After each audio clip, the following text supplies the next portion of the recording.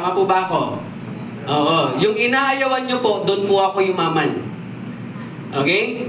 Kasi tayo mga Pilipino, ayaw po natin ang binibentahan. Tama po ba? Tama ba? Uy, umamin kayo. Diba? Pagkapansin mo, pag may relief, lahat tayo nakapila.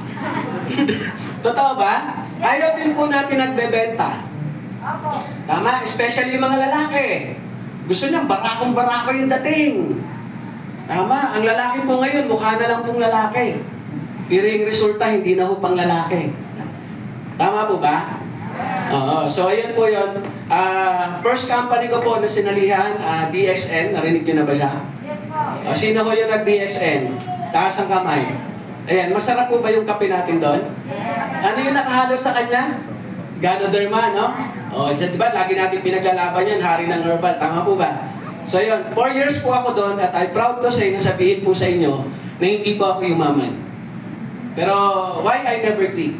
Because nakita ko sa network marketing na mababago po ako bago ako yumaman. Kasi naniniwala ko ako, ang pagyaman hindi ito yung pagtulog mo, pagising mo mayaman ka na. Tama po ba? Kaya doon sa mga taong nag-aangad yumaman pero hindi handang mahirapan, wag po kayong maghangad na yumaman. Kasi tandaan nyo, bago kayo yumaman, kailangan mong mahirapan ka. Nakuha po ba? Kasi yung hirap na dadaanan mo, yun yung preparation para pag nandun na yung yaman mo, ma-handle mo ito ng tama. Nakuha po? Ganun po siya. So first company ko, DXN, 4 na taon ako, di ako yumaman. Sa loob ng 4 na taon, kumita ho yata ako ng 98,000. 4 years. Pero I never quit kasi naniwala ho ako sa idea ng network marketing na pwede kami yumaman. Nakuha po. So lumipat ako ng company, Gano Tax. 4 years din po ako. At dumating sa point na kumita ako ng 30,000 per month. At akala ko, yayaman na po ako. Ayun. Sa awa ko ng Diyos, sa loob ng 4 na taon, kahit kung tornilyo ng sasakyan, wala ho akong nabili. Tama? Pero I never quit pa rin again. Kasi naniwala ho ako na ang dami talaga na payaman ng networking. So pwede ho mangyari sa akin. Tama? So lumipat ko ako sa EFLness. 4 years po ako. Sa loob ng 4 years, kumita ako ng 7.9 million. Grabe, no? Diba? So yung iba, sabi ng iba, oh. Eh ano? Hindi ko alam kung naiinggit ka o... Diba? Tama, yun yung problema sa ating mga Pilipino. Kaya hindi tayo umaasinso, hindi tayo marunong pumalakpak sa success ng iba. Tama? Grabe, million na yung sinabi ko, sabi ng iba eh. Puntang no? Kaya hindi kayo yaman eh. Diba? Sabi naman ng iba. Hindi totoo yan. Sapal ka ba? Gusto mo ituro kita kung sino ka? Actually, ganyan po ako kabrutal. Turo ko na ba kung sino ka? Ako, tuturo na yung gawin ko. Okay, bumili ko ako ng 4 na kotse, nagtayo ako ng traditional business. Because hindi ko inuna ang house and lot kasi ayaw, sa haba ko ng experience ko, ayaw ko sa ugali ng Pilipino na sigurista. Alam mo, kaya hindi tayo yung mayaman, masyado tayong sigurista. Pansin nyo, lahat kayo, nung nagkapera kayo, ako nang itinayo nyo bahay, hindi negosyo. Tama. Tama? Tama ba o tama? Tama. Di ba may tama ako? Tama, May diba? tama ka. Oo, alam mo yung laki-laki ng bahay mo, mukha kang mayaman, pero mayabang. Totoo ba? Ako, ayaw ko ng ganong mindset. Sabi ko, magtatayo ako ng business, pag gumita yung negosyo, dito lalabas yung house and lot ko. Kasi yan yung ugali ng mga Chinese. Tama po ba? Di tayo mga Pilipino talaga bibili ng cellphone, iPhone para magmukhang mayaman. Pero hindi ko maintindihan, ang hirap mo, mahirap ka, walang pisap yung bahay mo, naka-iPhone ka, bakit? Tapos nagkalaga pa ng Shih Tzu. Hila-hila sa amin, hila sa moon. Yung Shih Tzu, buwan-buwan nag-check up, ikaw ting may sakit ka lang. Tama? Hindi ko maintindihan. Di ba? Hindi ako nagtayo ng bahay, business ko. Kaya lang, ang malupit po nito, nag-shutdown yung company ko. Pag shutdown ng company ko, mababatak yung 4 na sasakyan ko. Bakit 4 ang kotse ko? Sabihin nyo, ayabang ko, hindi ko. Bumili ako ng 4 na kotse kasi ginamit ko sa negosyo. Hindi ko yung paporma. Tama, araw-araw yung tumatakbo, may mga nasakay na downlines. Ganun po siya. Tama, nung mag-collapse yung company, naku, eto na, magsasarado na dapat, ay Hello? Humina. Ano ba, humina o nagaling sa akin yung O, yun ang nagmumuli. Check. Malakas ba yung boses ko? Yes! Okay lang sa inyo? Masakit ba sa tainga o masarap pakinggan? Kasi pag yung sinasabi ko, no? Masakit pakinggan yung katotohanan. Okay, nangyari po, nag-collapse yung company, so lumipat po ako ng company. Paglipat ko ng company, napunta ako sa Synergia. Narinig niyo na ba siya? Yes! Yes! Okay, Synergia, 5 taon po ako doon. Okay, sa loob po ng 5 taon, tapat po ako ng Kay Dukatoy. Alam talaga no. Mula sa first company hanggang sa second company, bumagsak po ako because of my hydrocephalus. Ano yung hydrocephalus? Nalunod ako sa kasikatan. Yung tipong lahat nagpapapicture sa akin, tama? Yung ganong pakiramdam, kaya nung pumunta pa ako sa third company, kinalimutan ko ang pain. Kasi tinanong ko sarili ko, bakit ba ako nasa network marketing para ba magpasikat? Hindi, nandito ako for my future of family. At makabago ng buhay ng ibang tao. Yun yung sinabi ko. Kaya pagdating ko doon sa last company ko, Synergia, nagtapat po ako na nahimik na lang ako. Tama? Kumikita po ako doon ng 1.5 billion to 2.8 billion per month. System, program, lahat ko lang natutunan ko sa mga previous company ko, sa mga previous apply ko, pinagsama-sama ko. Ako, nag-training, nagpo-program, nagtumagawa ng sistema. Kaya pala pamilyar ko yung mukha nito. Even by team building, level 1 to level 2 hanggang level 3, ako ang nag-handle. Hindi ko pinagkakatiwala sa iba kasi bakit po? Buhay yun ng buong grupo ko. Nakuha? Pag-alis ko po doon, I have 750,000 downlines. Grabe. Nakapag-create po ako ng 35,000 million or so sa loob ng Synergia. Kaya kung may kilala ko kayo na milyonaryo ngayon doon, lahat po yun ay nasa loob ng organization ko. Tama? Yun nga lang, hindi ko na ho nagustuhan yung sistema, nag-resign po ako sa company po nila. Kaya lang ang tanong dito, magkano kinita ko? Maliit lang po, kumita po ako ng 90 million. Okay? Nakabili ako ng 7 na kotse, nakabili po ako ng 4 na housing land, nakapagtayo ako ng 7 branches so ng aking business. Tapos, sa age of 43 years old, ito ho talaga yung pangarap ko. Kasi hindi ko ho naikwento sa inyo, I came from 4 family. Anak po ako ng nanay ko sa first family niya, 2 po kami, bunso po ako. Sa Bicol po, nag-aral po ako 8 years elementary, 10 years po sa high school. May laban ka? Actually, nag-doctorate po ako doon. Hindi po yun na, although nakakatawa, hindi po yun joke. Yun po ay totoo po talaga. Kasi nagtatrabaho po ako sa gabi, nag-aaral po ako sa umaga. Okay? So ganun po siya. Nag-uuling po ako, nagtatabas, nagtatalong, nangingisda, nangangawil, ano pa ba? Nagiginto. Sa Bicol, Camarines Norte. Ganun po yung naging trabaho ko. Hanggang 16 years old, lumas po ako ng Manila. Kasi bilang isang lalaki, magiging pamilya. So ayaw kong ulitin yung buhay ng anak, ayaw kong ulitin yung buhay ko sa buhay ho ng anak ko. So ang nangyari ho, construction worker, car wash boy, dishwasher boy, naging construction boy. Lahat po ng boy dito sa Manila, napasok ko na po. Huwag lang po yung call boy, ha? Kasi ang liit na nga lang yan, ibibenta ko ba natin yan? Actually ho, yung maliit na yun, nilaan ko po sa asawa ko yun. Tawa-tawa kayo. Di ba sir, ikaw ganun din nilaan mo sa asawa ko yun? Sir, ikaw din, di ba? Sabi ni sir, hindi ganun yung sa akin, ganito. Diba? So, ayun po yung nangyari. Okay? Pangarap ko po na ma-establish po ang lahat. Kaya nung kumita po ako, ito yung sinabi ko, mag-i-invest ako, lupa po, saka ginto. Okay? So, age of 43 years old, I buy my 12 hectares na lupa. Okay? Plus isang resort. Kaya nakinita ko sa Synergia. Diba? Bakit ako bumili ng resort? Simple lang po. Para pag-stress ako sa inyo, may tinatakasan po. Kasi nakaka-stress kayo minsan. Alam mo yun? Ganun po siya. So, may lupa ako dito sa Buso-Buso. Kaya may mga sangla-sangla sa aking lupa, Tagaytay, meron din po ako.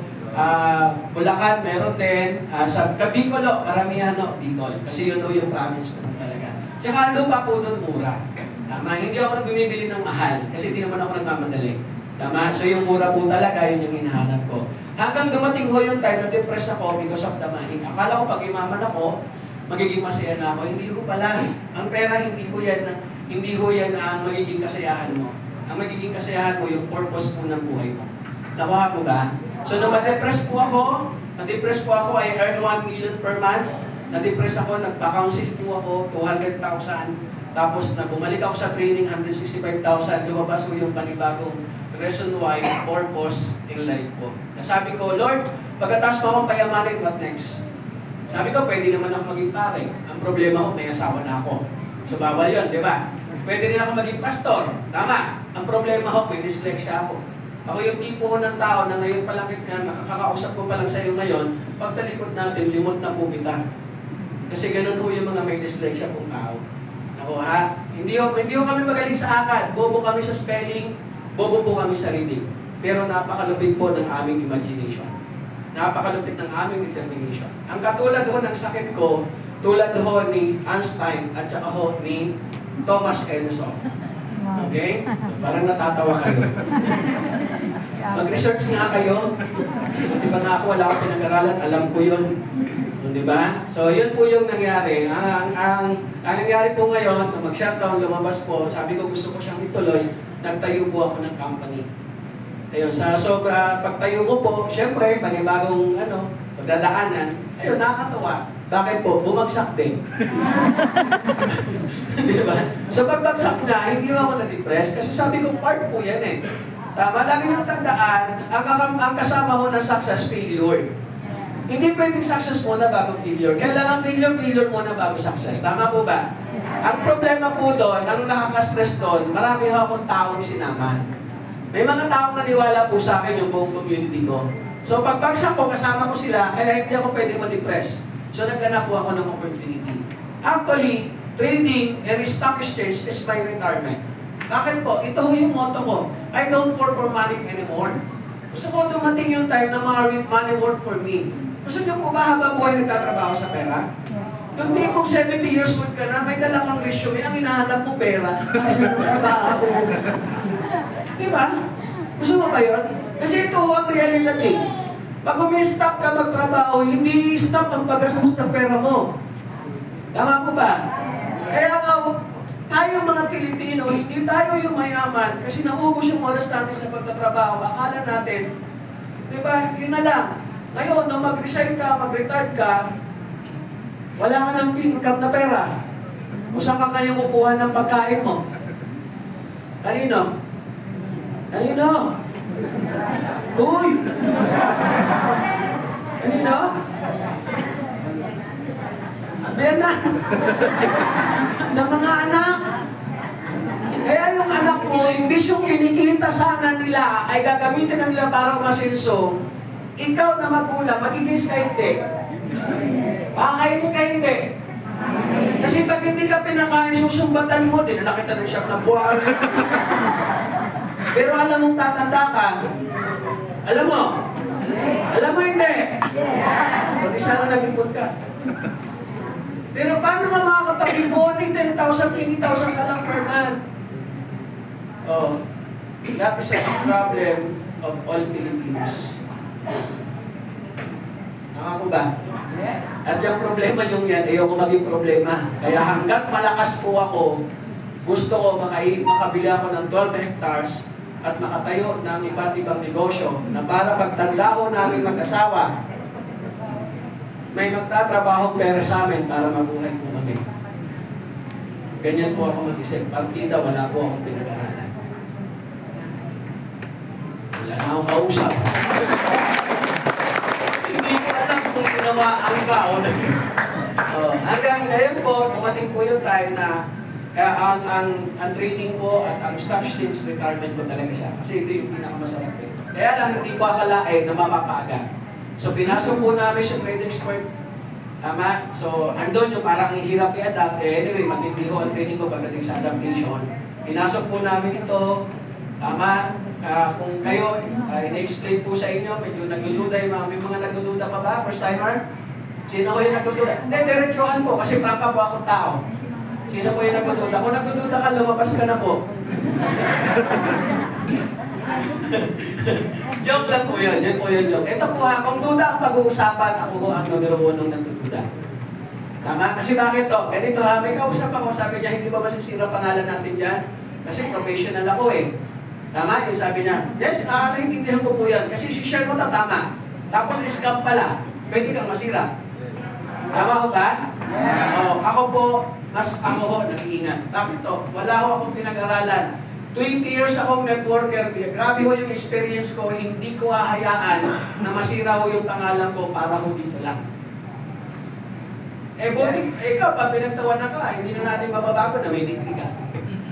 Ako, pag nasira, wasak po talaga. Kasi bakit po? Bakit po?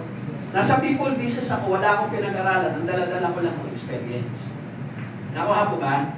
Pero ito ho yung malapit sa akin. Magaling po ako sa pag-a-analyze. Kaya in-analyze ko mabuti sa trade expert. Ilang lessons po ako nakapag-meeting ng chairman. Tama? Nung masigurado ko ho, alam niyo ho, nung masigurado ko na trade expert, nag-trade ako. Gusto niyo malaman kung magkano? 1,000 po, 1,000. Siyempre, try. 1,000. Kumita ba yung 1,000? Yes. Magkano na yung sunod ng trade? Magkano na? 100,000. Kumita ba yung 100,000 ko? Yes. So, nung nakita ko na totoo yung nangyayari, so sabi ko, dapat hindi ako Huli. Petex. Ang matindi ho nito, ang utang ko po ay nasa almost 6 million. Hindi ko pa nasama yung iba. Pero yun po ang malinaw sa utak ko. Kasi bakit to? Bumagsak yung business na tinayo namin. Naisakla ko po, naibenta ko yung 4 kong kotse. Kaya yung shop na sinabi ko po kanina, kalimutan nyo na. 5 na lang po siya ngayon. Tumalsik pa. 5 na lang po siya ngayon. Isang Raptor, isang Ego, isang Montero, isang Innova. Ano pa ba? Isang Axel. 5 na lang. Linaw no? Hindi ako nagsisinungaling ha? So yun po. Tapos na isang lako pa po yung dalawa. Tama? Kaya ang ginawa ko bago para makapag-ano ko, ang ginawa ko po, isinangla ko yung isang house and lot ko na supposed to be pambayad doon sana sa utang ko. Kaya lang ganito yung ginawa ko, kung ibabayad ko sa utang ko, wala na akong pera. Tama po ba? So kinausap po yung lahat ng utangan ko na magmamantli amortization na lang ako. Umayag naman po. Kasi naniniwala po ako, wala namang bagay na hindi nadadala sa usap. Tama po ba? So pumayag siya, yung 1.8 million ng isang laan, yung 8 million binayad ko po sa monthly, yung 1 million po inalagay ko sa trading. At kinumpute ko, 350,000 per month ang expenses ko. Okay? Kaya ang ginawa ko siyang 1.2. So at least meron akong almost 600,000 per month na kinikita sa trading. Tama po ba? Kasi 35%. Nakuha po? Kaya lang, ang ginawa ko, habang kumikita, pinalaki siya. So sa ngayon po, ang trade ko, maabot na siya ng 1.6 or 7 million ang kinikita ko.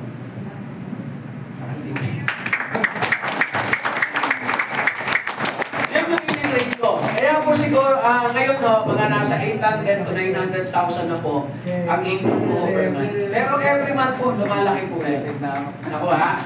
Lumalaki po siya every month. Tama? So, ang maganda lang po kasi nito, kami ho ako nang nag-try. Naikipag-transact po kay Chairman, kayong buong grupo, kami lang ho ang tinitingnan. Kasi kami ho, binabalance po talaga namin lahat. Kasi ako, especially po ako, hindi po ako nasa trade expert para kumita lang. Siguro sinusurvive ko itong mga kautangan ko. Tama? Sinusurvive ko siya. Pero ang pinakang main goal ko po dito, makapag-build ng isang community na makakapag-create ko tayo lahat ng isang negosyo na walang ibang may ginabang kung hindi ko tayo. Ang maganda po nito, nakasabay ko po sa expert. Kasi bakit ito? At least makagawa ng pondo. Tama? Kasi nung una, lahat kami stress. Pero after ilang buwan, lahat kami ngayon nakangiti na. Tama po ba? Kasi bakit ito? Sigurado meron na kami ng pagkukunan ng aming araw-araw. Nakuha po ba? So ito yung pinakamasarap.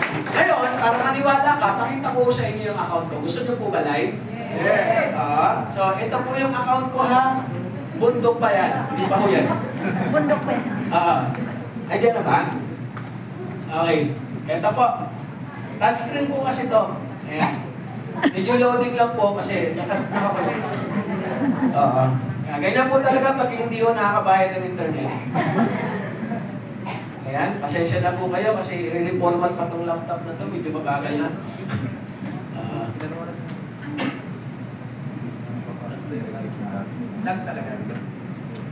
Okay. Okay ba po kayo? Yes. Gutom na ba kayo? Hindi pa. Tsaga lang po ha, kasi pagkatapos ito kakain po tayo, ha? Patapusin nyo lang ako magsalita. Ha? Okay. Ano? Kaya ba today? Anong gusto niya sa cellphone ko na lang? Wala, mahina po talaga yung aming ano. Wala kayo. Yan, yan. Okay. Yan, yan, yan.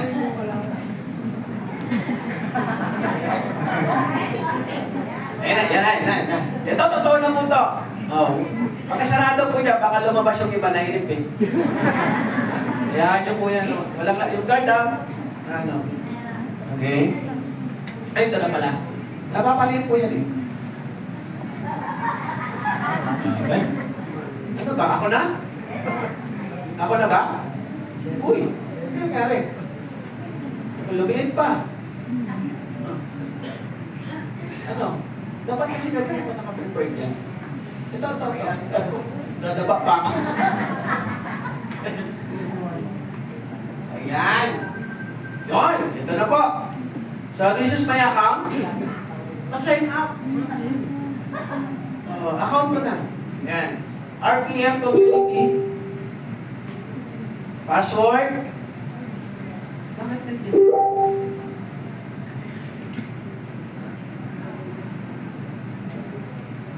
Akan malaki. 1,000.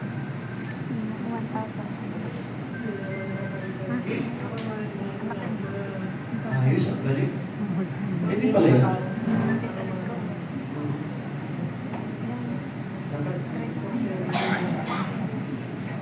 Kasi araw-araw. Susunod na lang. Guys, gusto nyo sayaw muna po ako? Pwede. Patugtog muna kayo yung TikTok, di ba? Yung gawa ka na, no? Tigas na yung mata ko. Masakit na yun. Ganun pala talaga. Akala ko po dati talaga, hindi ako tatanda. Alam mo yun? Yung sinasabi ng matatanda na side aging, sumasakit yung ganito.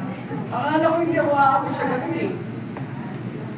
Ngayon, dito masakit na. Ha?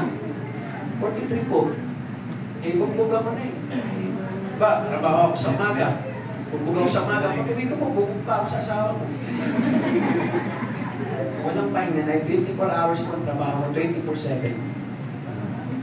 Ano? Kaya ba? Ano ba? Uy! Wala ba si Raven?